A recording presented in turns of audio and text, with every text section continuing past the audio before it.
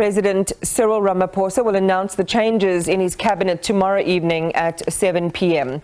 Presidency spokesperson Vincent Magwenya addressed a media briefing at the Union Buildings in Pretoria a short while ago. Pressure has been mounting on Ramaphosa to fill vacant positions in his executive, including appointing a deputy president following the resignation of David Mabuza.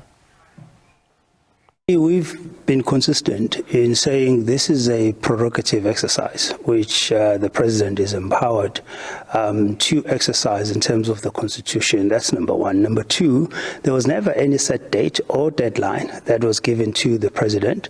The speculation that you refer to, we cannot take responsibility for, except we've always said at the right time, when the President is ready, we will alert the media on time as to when that announcement will be made. And we fulfilled that undertaking on our part.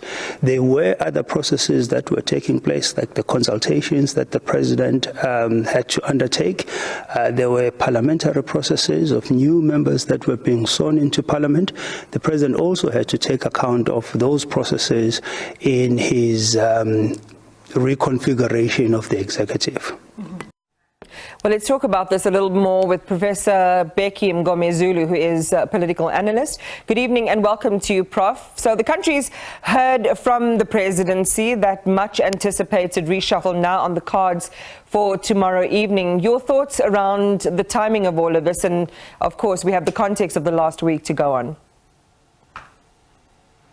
Thank you very much for having me, Iman, and good evening to your viewers. Yes, of course, this is long overdue because under normal circumstances, after the elective conference of the ANC, the president is to await the election of the NEC members, and thereafter there will be an election of the NWC members, and then he will have a cabinet, an ANC Lekgotla, and then consult the members of the tripartite alliance, that is the ANC, SABC, and COSATU. And then after that, he has a cabinet Lekgotla. Immediately thereafter, the expectation is that the president has to announce his cabinet. But unfortunately, this has not happened. All the consultations happened, but there was no announcement of a cabinet reshuffling. So in principle, there is no law that the president has broken, at least not so far. But in terms of political impact, I think that the president has erred on this one by delaying unnecessarily. Of course, he would have his own reasons. The one reason that would have, in fact, stood the ground is that the president was unwell, as we saw him when he was addressing the media with the president of Uganda.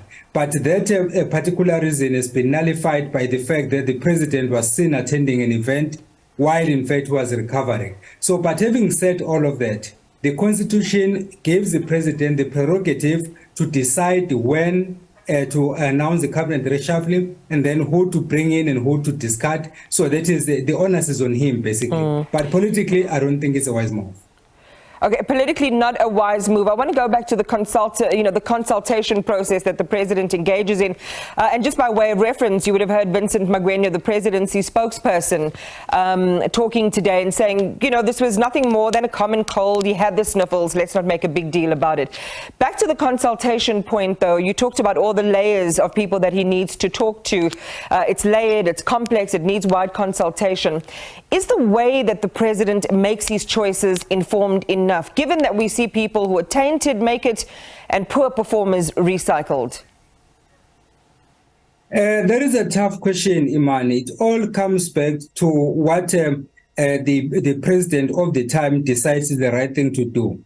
And normally we refer to meritocracy, which is when you elect people into office based on their requisite skills and knowledge. But lately, this is not what has been happening, not just with President Cyril Ramaphosa, but a number of others before him. So basically, then you find that these factions in the ANC are coming into the play in the sense that you find people who don't necessarily qualify to occupy certain positions being appointed into those positions simply because they happen to be in the right faction.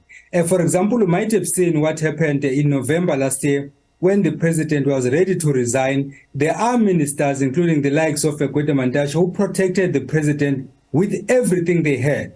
So in that regard, then, even if you want to get rid of such people, you will have to think twice. So that is why the consultation process, in my view, is taking longer than necessary, simply because we are no longer appointing people based on their requisite skills and knowledge, but we are appointing them based on other reasons, which are not necessarily taking the country into confidence.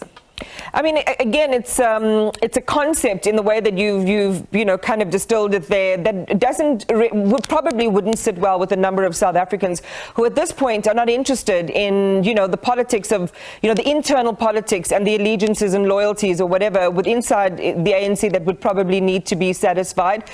Now it really is the focus really is on performance. You had Paul Mashatile, who was talking at that union conference a little bit earlier this week, he was, certainly a little more light-hearted about the announcements around an electricity minister, a key post which is now a month after the president said one would be named and appointed. What are your thoughts again on this, given, how the president has decided to, finally decide to let the nation know who's in and who's out? No, I think one of the reasons why there's been such a delay in terms of the consultation process, there are a couple of issues. One, you had a situation whereby the president, out of the blue, announced that he was going to appoint a minister of electricity. Some of us are averse to that idea, but unfortunately, the Constitution does not give us a right to decide for the president. So he still has to decide. But politically, that is wrong. From a rational point of view, it is wrong. But then, of course, legally, the president, if he appoints a minister of electricity, he would not have broken any law. The second issue, of course, is the issue of the deputy president, that is Deputy President David Mabuza, who announced at a funeral that he had tendered his resignation. That was unprocedural. It still had to be processed by the president. And then, of course, given the stature of that position, you cannot just appoint someone the following day and say you are replacing the outgoing president. We have to follow due processes. So I think that is the second reason why the president took a bit longer to then come to a decision as to what to do. Then the third and the last one is the issue of the current deputy president of the ANC, that is Paul Mashatile. We know for a fact that he was sworn in as a member of parliament in anticipation of this cabinet reshuffle. But unfortunately, some things have just surfaced, including some of the newspapers that have reported that he lied under oath.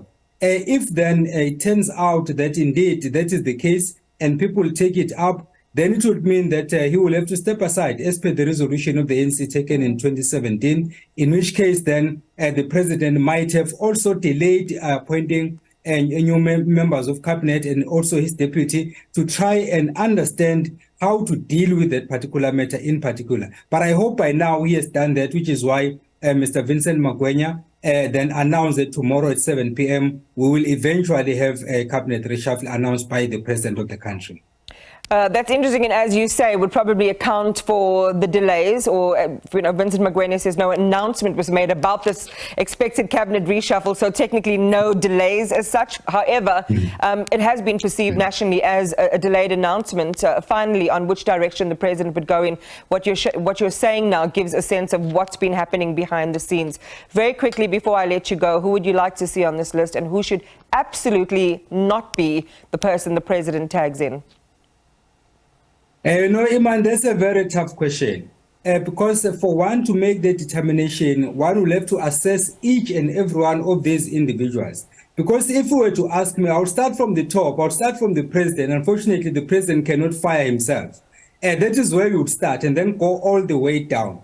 Because we normally say a fish rots from the head. So if something is wrong with this administration, then it means that the president also will have some questions to answer to, and therefore you cannot go to someone at the bottom and say this one must go. The question will be, on which grounds are we saying that? If the person is not performing, are you then assuming that the president has performed as per expectation? That will be a tough question. So for us to answer that question, Iman would need the whole day, and then we'll go through the list one by one and then check how they've performed. Need lots of libations for that conversation. Thank you, Prof. Mngomezulu. We appreciate your analysis tonight. Thank you so much.